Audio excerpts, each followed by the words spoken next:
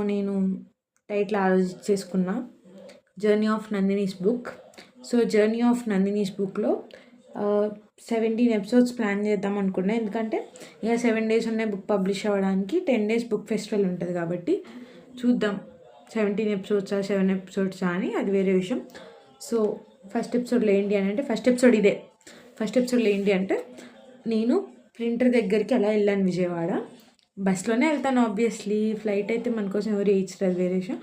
వెళ్ళి అసలు మొత్తం ఏమైంది, ఈ రోజంతా ఏం చేశాను అని చెప్పి నేను చెప్పబోతాను.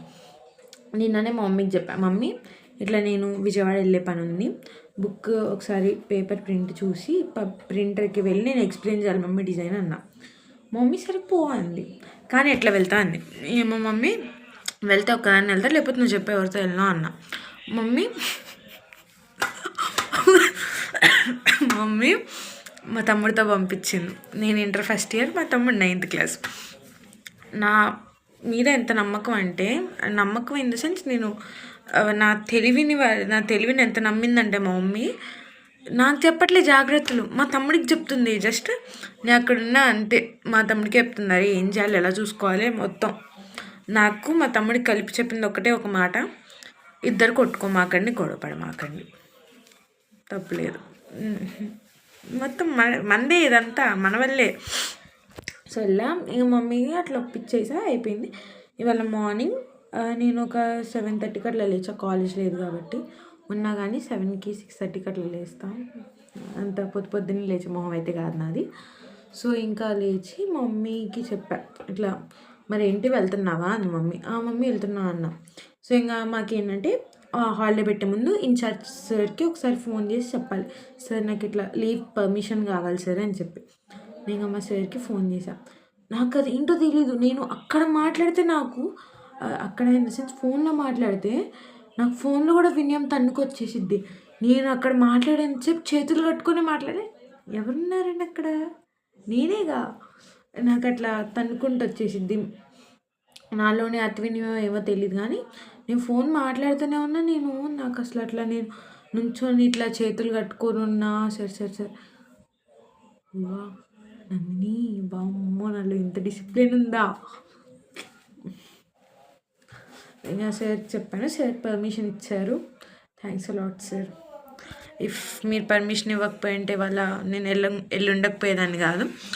వెళ్ళి ఇక ఏంటంటే బస్ స్టాండ్కి వెళ్ళిపోయాము. ఇక నా అదృష్టం, అస్సలు ఈ ఫ్రీ బస్సులు పెట్టినప్పటి నుంచి వామ్మో వాయు ఏందా రష్ అసలు. ఈ బస్ కాకపోతే ఇంకో బస్సు ఏమైద్ది, ముందే ఏం చేయాలి. వామ్మో నేనైతే అసలు నాకు దిమ్మ తిరిగి బొమ్మ కనిపించింది. ఎందుకంత అసలు సో వెళ్ళేటప్పుడైతే ఏం ఇష్యూ లేదు, కొంతమంది ఉన్నారు, వెళ్ళిపోయాం బాగానే ప్రశాంతంగా జరిగింది జర్నీ అయితే. నేను ఇంకా నిద్రపోదాం అనుకున్నా కానీ నిద్ర అయితే రాలేదు. నెక్ బ్యాండ్ పెట్టుకొని సాంగ్స్ పెట్టుకొని వింటున్నా, అయిపోయింది.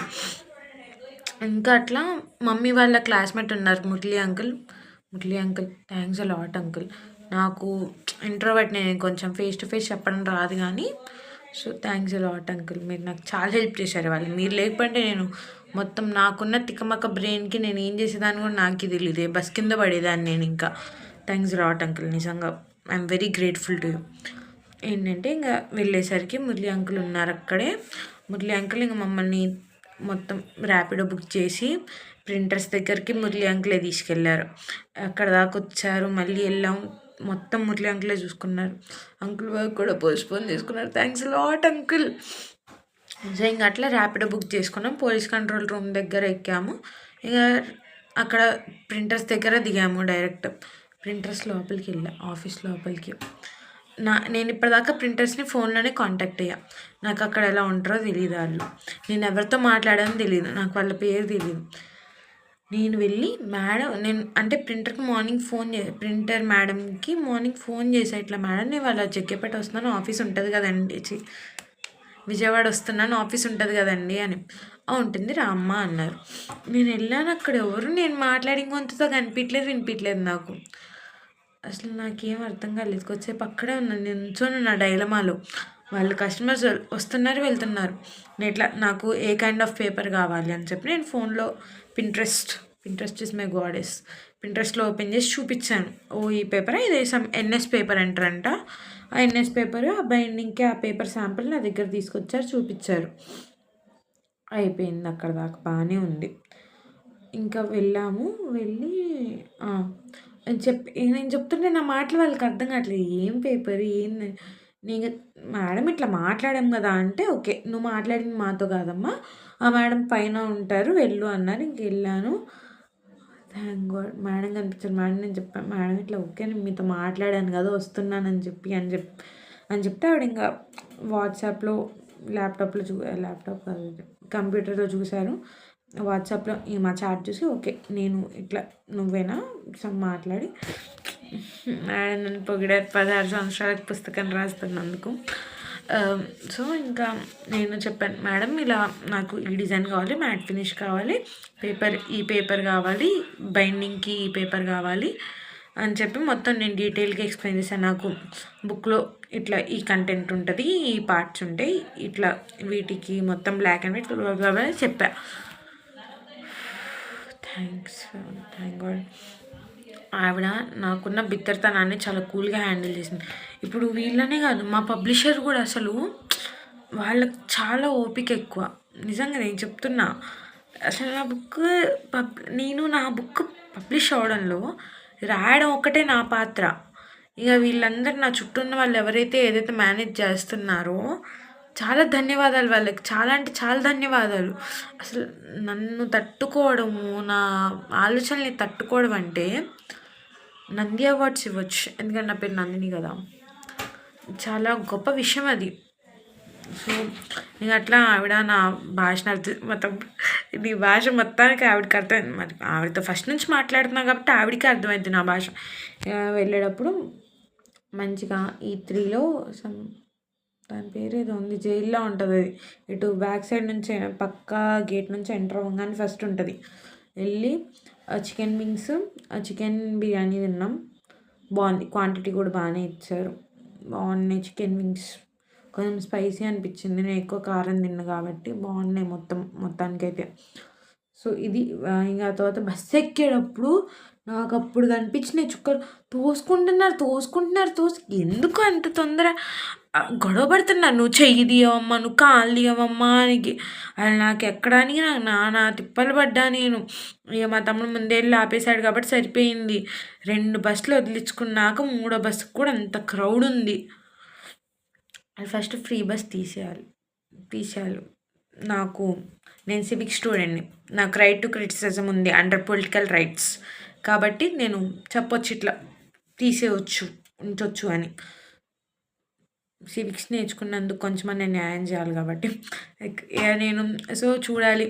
ఇక ప్రీ ఫైనల్స్ ఎలా మేనేజ్ చేస్తాను, ఈ బుక్ ఫెస్టివల్ ఎలా మేనేజ్ చేస్తాను, మొత్తం నాకైతే అనేబుల్ ఆల్మోస్ట్ ఇంపాసిబుల్ అనే అనిపిస్తుంది. Like managing both things at the same time. Mostly ఇలాంటి సిచ్యువేషన్స్లో ఏమంటారంటే, నువ్వు దేనికి ప్రయారిటీ ఇవ్వాలో దానికే ఇవ్వు, జస్ట్ లీవ్ వన్ థింగ్ అంటారు. కానీ నా వల్ల కాదు. ఇప్పుడు నేను ఒకవేళ pre finals or my priority, నేను కన్న కళల వేస్ట్ అవి. నేను 2 years నుంచి ఇట్లా బుక్ పబ్లిష్ చేయాలని చెప్పి నేను ఇంత ప్యాషనేట్గా ఉన్నా అది waste. I can't humiliate my dreams.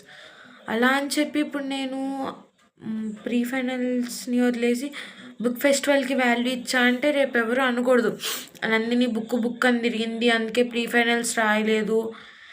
అలా అని నేను నా డ్రీమ్స్ని అలా హ్యూమిలియేట్ చేయలేను. ఇది ఒక రకంగా నా డ్రీమ్స్ని హ్యూమిలియేట్ చేయడమే.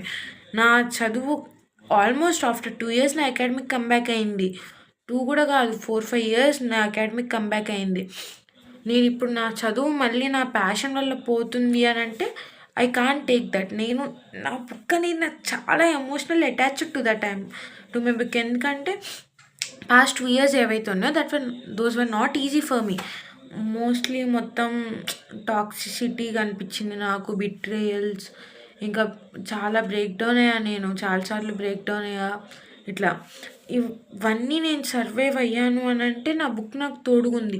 నాకు బాధ చేసినప్పుడల్లా నేను బుక్లో సమ్ సార్ట్ ఆఫ్ రాసి దాని నుంచి ఏదో కొంచెం కోలుకుందామని ఇట్లా రాసి నా బుక్ ఏంటి it's like a symbol that I have cross that phase. అంత ఎమోషనల్గా కనెక్ట్ అయిన దానికి రేపు ఒకవేళ నా బుక్ వస్తే అది నేను తీసేటప్పుడు పక్కా నేను ఏడుస్తా. నాకు ఎందుకంటే అట్లా ఇమాజిన్ చేసుకున్నప్పుడు నాకు కంట్లో నీళ్ళు తిరుగుతాయి. ఒకసారి నేను ఏడ్చేసా కూడా.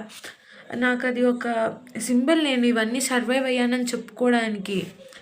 I can't let someone humiliate that just because నేను ఒక 3-4 ఎగ్జామ్స్ రాలేదని చెప్పి. అందుకే నేను I will be doing both of the works. నేను అట్లీస్ట్ నా ఎగ్జామ్లో 92% వచ్చింది. 92 లాస్ట్ టైం నాకు వచ్చింది సమ్ లైక్ 93 ఎంతో పర్సెంటేజ్ వచ్చింది. ఆ 93% నాకు రాకపోయినా ఇప్పుడు at least I try to get 80%. అసలు రాయలేదని దానికంటే ఓకే ట్రై చేశానన్నా చెప్పుకోవాలి నేను ఇప్పుడు. I can't let anyone humiliate my dreams. చెప్తున్నా, నా డ్రీమ్ లైఫ్ అది. ఎవరు అట్లా నా డ్రీమ్ లైఫ్ని నువ్వు ఇట్లా చదవగా అంటే నాకు నచ్చదు, నిజంగా నచ్చదు. వాళ్ళు నాకు ఎంత క్లోజ్ అయినా నేను ఆ బాండ్ వదులుకోవడానికి నేను సిద్ధమే. సో చూద్దాం. నేను ఇంకా రివిజన్ ఏం స్టార్ట్ చేయలేదు. సో ఫస్ట్ నేను సివిక్స్ ఎకనామిక్స్ కవర్ చేద్దాం అనుకుంటున్నా. కామర్స్ ఈజ్ పర్లేదు I'm okay, I'm good in commerce చెప్పాలి అని అంటే. నేను సిఈసి ఎట్లా తీసుకున్నాను కూడా అదొక పెద్ద విషయమే. టైం దొరికినా నాకు చెప్పాలనిపించిన I will make a video on that also. That's it for today bye. రేపు రివిజన్ టైం టేబుల్తో కలుద్దాం.